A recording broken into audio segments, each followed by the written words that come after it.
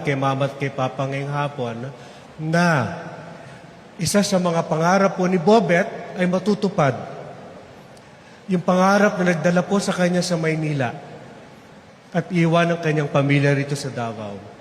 Ang pangarap niya na ang kanyang mga kapatid, 6 niyang kapatid, no? Alam naman natin, kinal ko kanina, 7 po sila, 6 niyang kapatid, ay bibigyan po ng Ateneo de Davao University po ng scholarship.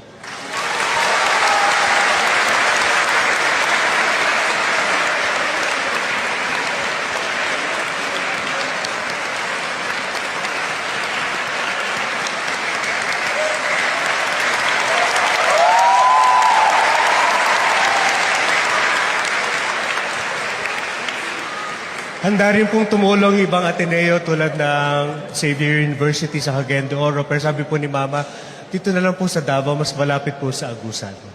Kahit saan po nila gustong pumunta. Kuya, di ba? Sabi ko sa iyo, kung gusto mo another course after criminology. So pagdasal, tuloy po natin ang pagdarasal sa pamilya po ni Bobet. Parang pangarap po ni Bobet sa kanyang pamilya ay matupad.